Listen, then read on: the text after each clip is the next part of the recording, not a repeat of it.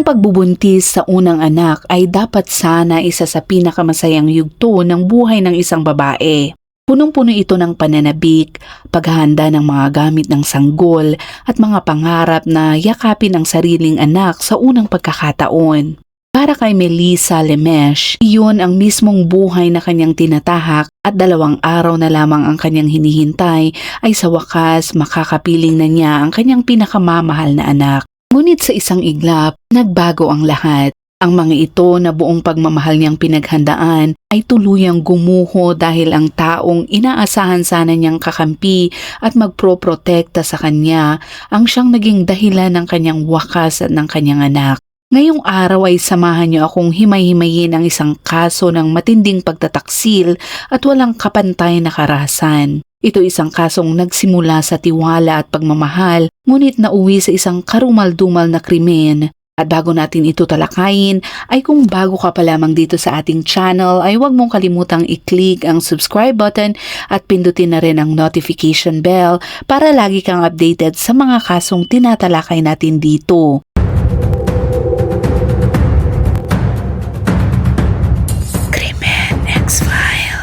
Si Melissa Lemesh ay isang dedikadong 27 taong gulang na EMT o kung tawagin natin ay isang first responder na tumutulong sa mga taong nasasaktan o biglang nagkakasakit bago pa man makarating sa ospital.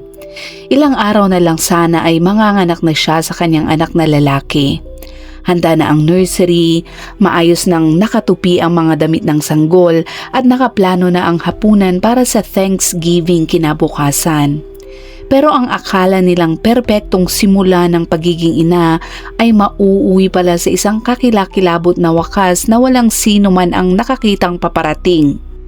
Noong ika-25 ng Nobyembre 2020, bisperas noon ng Thanksgiving, nabasag ang katahimikan ng mga kalsada ng Mount Morris, Illinois dahil sa sunod-sunod na tunog ng mga sirena.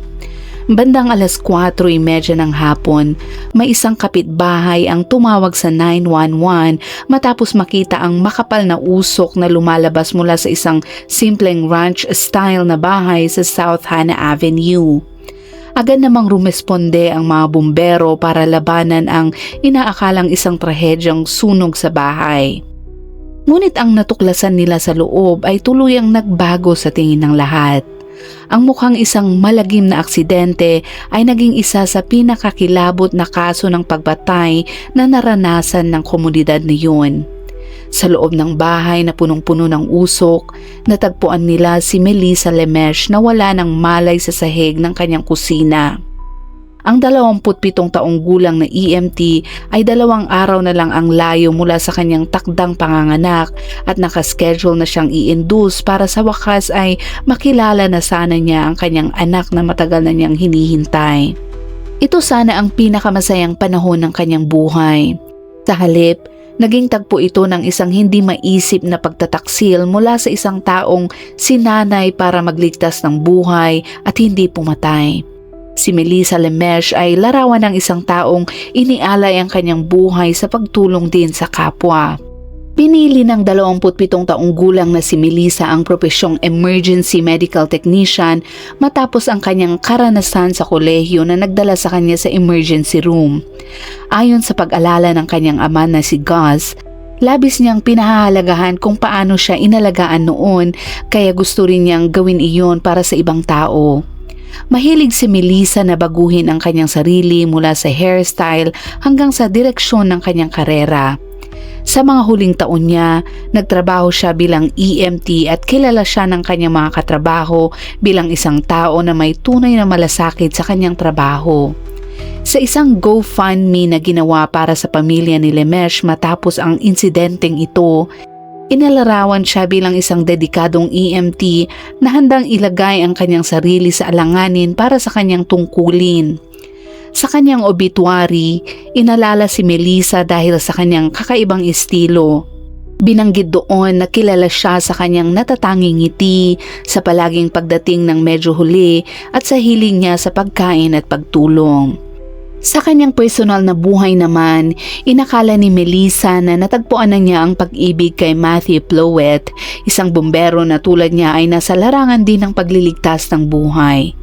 Una silang nagkakilala bandang 2013 noong pareho pa silang nasa kolehiyo. Naging magkaibigan sila at kalaunan ay nagkikita para sa mga hindi seryosong ugnayan. Ayon sa mga taga-usig, si Plowett na may pabago-bagong relasyon kay Melissa ang sumakal sa kanyang kasintahan at sinunog ang bahay nito sa Mount Morris ilang araw bago ang takdang kapanganakan ng sanggol. Sa panlabas, para silang dalawang first responder na parehong nauunawaan ang bigat at panganib ng kanilang mga trabaho. Nang mabuntis si Melissa, labis ang kanyang saya. Ito ang magiging una niyang anak at buong puso niyang hinarap ang paghahanda sa pagiging ina gaya ng dedikasyon na ibinibigay niya sa kanyang trabaho. Kamakailan lang, lumipat siya sa simpleng ranch-style na bahay ng kanyang ama matapos niyang malaman na buntis siya sa isang anak na lalaki. Ipinaliwanag ng kanyang ama na si Gus na inayos nila ang mga dingding ng kwarto, inihanda ang lahat para sa kanyang pagbabalik at sinigurong maayos at maganda ang lahat dahil sabik silang dumating na ang sanggol. Habang papalapit ang kanyang due date, kinailangan ng huminto sa trabaho ni Melissa. Para mas maging madali ang lahat, lumipat siya sa bahay na kinalakihan niya kasama ang kanyang ama. Naghiwalay ang kanyang mga magulang ilang taon na ang nakalipas. Lalong nasabik si Melissa sa pagiging ina kahit kakaunti na lamang ang komunikasyon nila ni Plowett. Ngunit ang katotohanan tungkol sa kanilang relasyon ay malayo sa isang magandang kwento. Sa likod ng mga saradong pinto, may mga lihim si Matthew Plowett na malapit nang mauwi sa nakamamatay na karahasan. Ang ika-25 ng Nobyembre 2020 ay nagsimula para kay Melissa Lemech na puno ng pananabik at saya.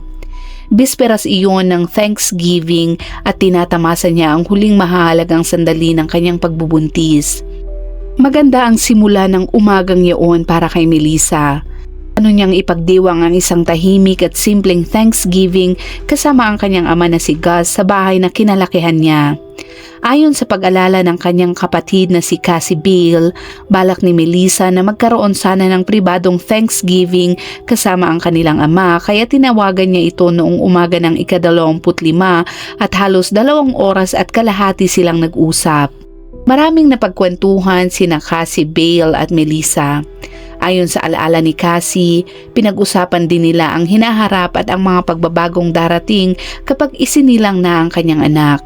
Puno ng saya ang kanilang usapan at ito'y tungkol sa nalalapit niyang panganganak, sa pagiging ina at sa mga pangarap kung ano ang magiging buhay nila kapag dumating na ang kanyang sanggol. Ipinagdiwang din ni Melissa ang kanyang paparating na panganganak kasama ang pamilya at mga kaibigan sa isang baby shower. Ngunit ang perpektong umagang ito ay biglang magkakaroon ng madilim na pagbabago na tuluyang magpapabago sa lahat. Ayon kay Cassie, natigil ang kanilang pag-uusap nang biglang tumingin si Melissa sa labas ng bintana at hindi makapaniwala sa kanyang nakita. Pagkatapos noon, ipinaliwanag ni Melissa na nandoon na naman ang lalaking ilang beses na niyang pinakiusapang tumigil. Sa harap kasi ng kanilang pintuan ay nakatayo doon si Matthew Plowett, isang 23 taong gulang at ama ng dinadalang sanggol ni Melissa. Ang hindi inaasahang pagbisitang iyon ang pangalawang pagkakataon sa loob lamang ng ilang araw na bigla siyang dumating ng walang paanyaya sa bahay ni Melissa. Para kay Melissa, lalong nagiging hindi kanais-nais ang paulit-ulit niyang pagdating. Sinabi na niya rito na tumigil sa pagpunta ngunit patuloy pa rin itong binabaliwala ang kanyang kahilingan. Papunta na ang oras sa 4:30 ng hapon at sa mga huling sandaling iyon, si Matthew Plowett ay gagawa ng isang desisyon na sisira sa 2 inosenteng buhay at magwawakas sa isang pamilya magpakailanman. Pagsapit ng 4:30 ng hapon sa bisperas ng Thanksgiving, sunod-sunod na emergency call ang pumasok sa Mount Morris Fire Protection District. Bandang 4:30 ng hapon, may isang babae ang tumawag sa 911 upang i-report ang nasusunog na bahay ng mga Lemech.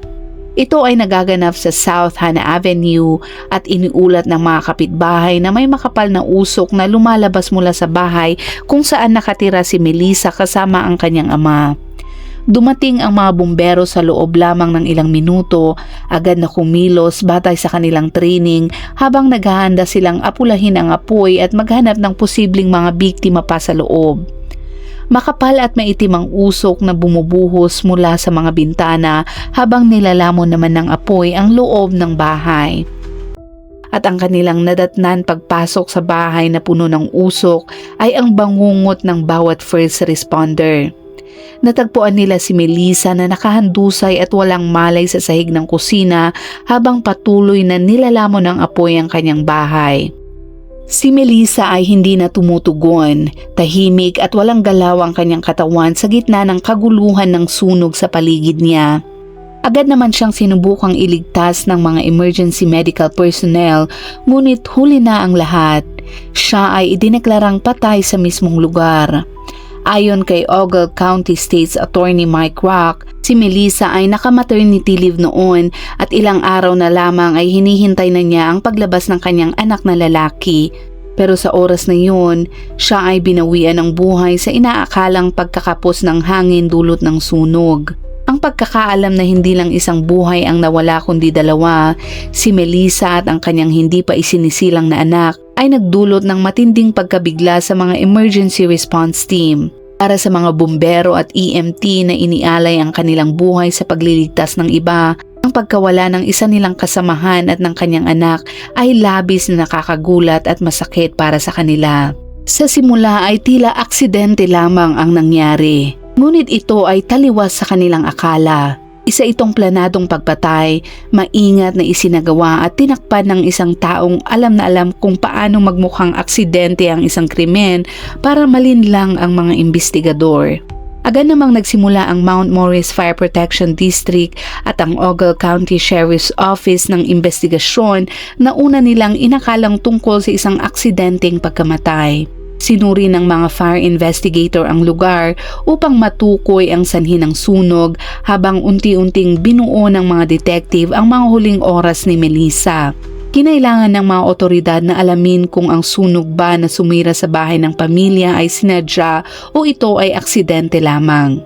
Kinailangan din nilang tukuyin kung si Melissa ay namatay nga dahil sa paglangap ng usok, isang medikal na pangyayari o ito ay isang kaso ng pagpatay.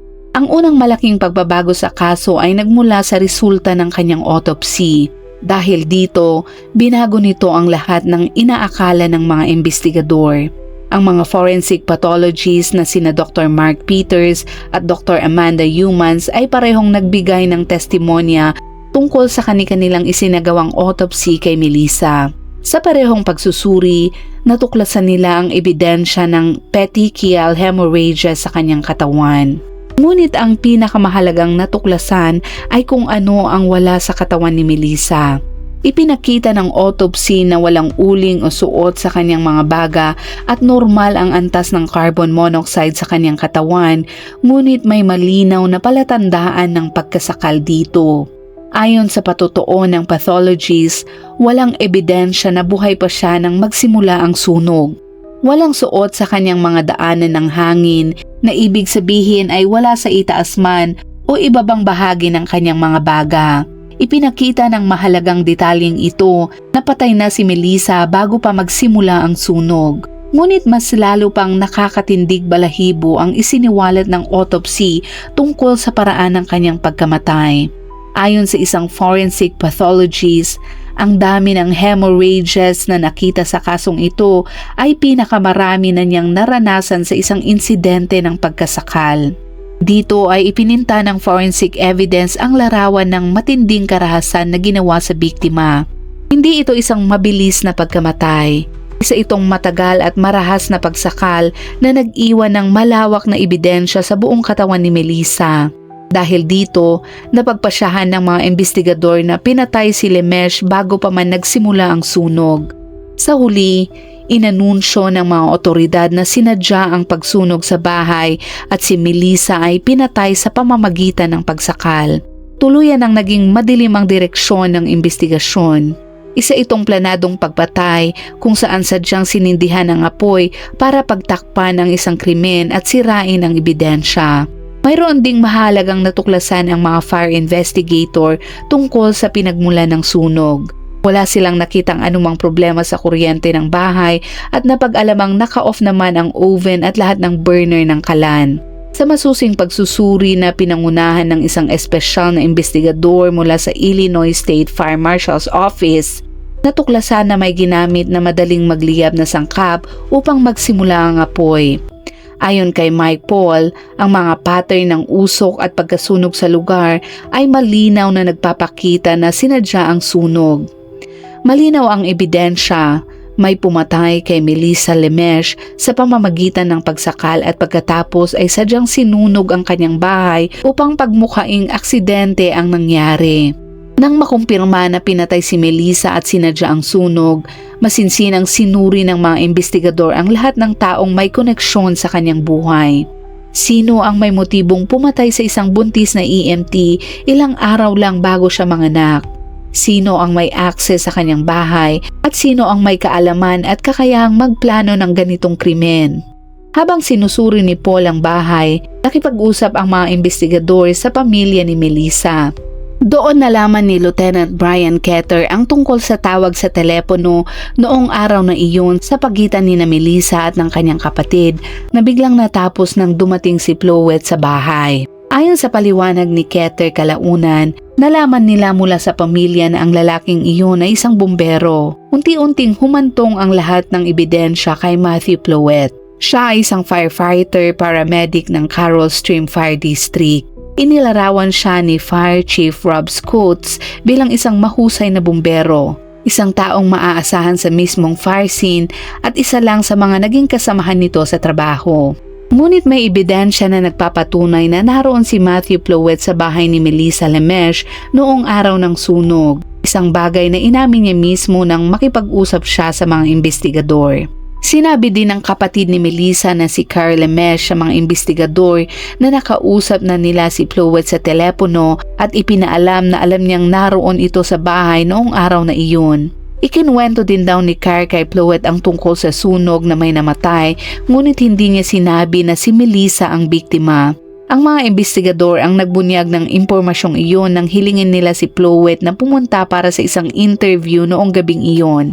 Sa unang pagtatanong ng pulisya, nakipagtulungan si Plowet at inamin na naroon nga siya sa bahay ni Melissa noong araw ng kanyang pagkamatay. Ngunit sa unang interview pa lamang, may sinabi siyang labis na ikinabahala ng mga investigador. Sa paliwanag niya kung bakit siya pumunta sa bahay noong araw na iyon, binanggit ni Plowet ang tungkol sa isang deadline. Dagdag pa niya ay may deadline pagdating sa pagbubuntis. Isang pahayag ito na hindi agad maunawaan ng mga investigador. Nakakakilabot ang implikasyon ng kanyang sinabi. Maaaring tinutukoy niya ang nalalapit na due date ni Melissa o maaaring mas madilim pa ang kahulugan noon. Sa masusing pagtatanong ng nooy lieutenant ng Ogle County na si Brian Ketter na ngayon ay retirado na, naitala ang pag-amin ni Matthew Plowet na naroon nga siya sa bahay ng mga Lemesh noong ika-25 ng Nobyembre 2020, ang araw na natagpo ang patay na si Melissa. Ayon sa kanya, sandali silang nag-usap bago sila nagkaroon ng pisikal na ugnayan. Sinabi ni Plowet na umalis siya agad pagkatapos, ngunit hindi kumbinsido ang mga investigador sa kanyang kwento. Ang kanyang kilos ay nagdulot ng maraming pagdududa at unti-unting lumitaw ang mga hindi tugmang detalye sa kanyang salaysay. Kasabay nito, ang forensic evidence ay nagsimulang tumuro ng direkta kay Plowet. Matapos ang trahedya, natuklasan ng mga investigador na iisa lamang ang DNA na natagpuan sa crime scene at ito ay tumutugma sa DNA ng kasintahan ni Melissa na si Matthew Plowet na sa simula ay itinanggi ang pagpatay sa kanyang buntis na kasintahan. Kinumpirma ng forensic scientist na si Blake Apper mula sa Illinois State Police Forensic Science Laboratory na ang halo ng DNA na natagpuan sa loob ng katawan ni Melissa Lemesh ay tugma sa DNA ng biktima at ng inaakusahan na si Matthew Plowet. Wala namang ibang hindi kilalang DNA ang natagpuan sa lugar na iyon. Sa mga oras na yun ay patuloy na nadaragdagan ang mga ebidensya, ngunit kailangan pa ring maunawaan ng mga investigador ang motibo ng krimen. Bakit gugustuhin ni Matthew Plowett na patayin ang ina ng kanyang anak ilang araw lang bago ito manganak? Habang unti-unti namang binubuklat ng mga investigador ang buhay ni Matthew Plowett, nabunyag ang isang komplikadong hanay ng mga kasinungalingan na nagpakita ng isang anyo ng malayong malayo sa imahe ng isang dedikadong bumbero. Habang abala si Melissa sa paghahanda para sa pagiging ina at sa mga pangarap para sa kanilang kinabukasan, namumuhay si Matthew sa isang ganap na ibang realidad. Para kay Matthew, ang pagbubuntis ni Melissa ay hindi kasiya-siya para sa kanya, kundi isang banta sa buhay na nais niyang ipagpatuloy. Nang ipaalam noon ni Melissa Lemesh kay Matthew Plowett na dinadala niya ang kanilang anak, hindi niya inaasahan ang naging reaksyon nito. Ayon sa kapatid ni Melissa na si Cassie Bale, inakala ni Melissa na magiging interesado si Matthew sa sanggol, ngunit doon daw niya nakita ang ibang anyo ni Matthew at labis siyang nabahala. Isa sa pinaka-nakakagulat na bahagi ng kilos ni Matthew ay kung gaano niya itinago ang pagbubuntis ni Melissa sa kanyang mga kaibigan. Nalaman din ng mga investigador na itinago ni Plowett ang katotohanang magiging ama na siya, maging sa sarili niyang mga magulang at sa kanyang mga katrabaho. Si Melissa din mismo ang nagsabi sa pamilya Plowett sa kanyang pagbubuntis. At ayon kay Cassie Bale, gusto lang daw nitong magkaroon ng pagkakataon ang mga magulang ni Matthew na maging bahagi ng buhay ng kanilang apo. Ngunit nang malaman ni Matthew ang ginawa ni Melissa, sumabog ito sa galit. At bagamat tila walang interes si Plowett sa pagiging ama, paminsan-minsan ay nakikipag-ugnayan pa rin si Melissa sa kanya at nagpapadala ito ng mga larawan mula sa kanyang ultrasound. Ayon pa sa pag-alala ni Cassie Bale, patuloy pa rin nagpapadala si Melissa ng mga ganitong update at minsan ay tumutugon lang si Matthew ngunit hindi kailanman malinaw kung saan talaga siya tumatayo. Handa naman daw si Melissa na alagaan ang sanggol ng mag-isa sa tulong ng kanyang pamilya at kahit hindi na siya humingi ng anumang suporta mula kay Plowett. Naniniwala naman ang mga investigador na habang papalapit ang panganganak ni Melissa, lalo itong bumabahala kay Matthew dahil ang pagkakaroon ng anak ay tuluyang babago ng kanyang nakasanayang buhay.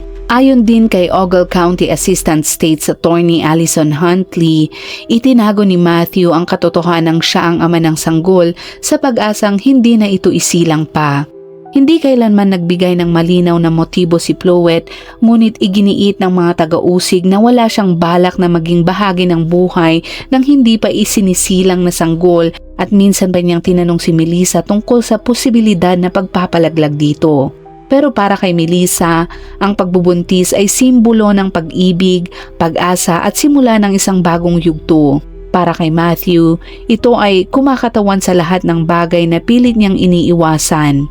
Responsibilidad, pangako at ang pagtatapos ng kanyang kakayahang ipagpatuloy ang kanyang mga lihim na relasyon sa iba't ibang mga babae.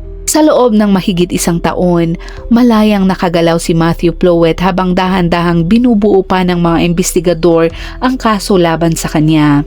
Nagpatuloy pa rin siya sa pagtatrabaho bilang bumbero, dala ang mabigat na lihim na ginawa niya kay Melissa at sa kanilang hindi pa isinisilang na anak. Noong ika-28 ng Agosto 2021, muling inusisa si Plowett ni na retiradong Lieutenant Brian Keter ng Ogle County at Detective Chad Galick. Tumagal ng 7 oras ang kanilang pagtatanong.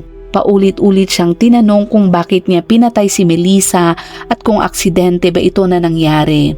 Habang tumatagal, unti-unti nang sumasara ang pinto ng kalayaan para kay Plowett. Matibay ang ebidensyang DNA, malinaw ang forensic findings at napakabigat ng mga ebidensyang tumuturo sa kanya.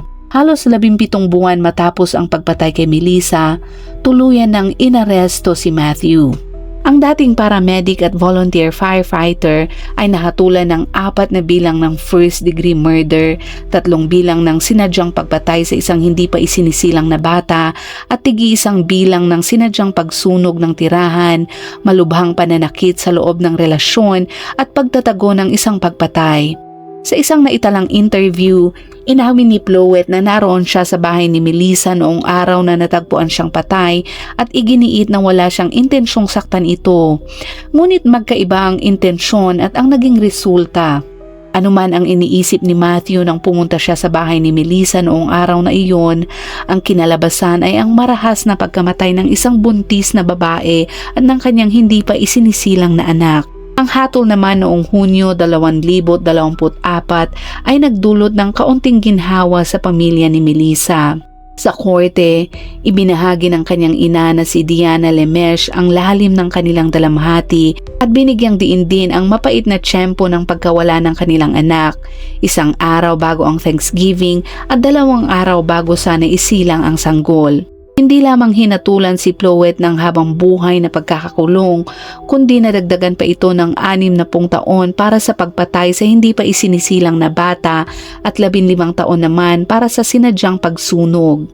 Para kay Chief Schultz, hindi niya kailanman maisip na ang isang bumbero ay gagawa ng ganitong uri ng pananakit.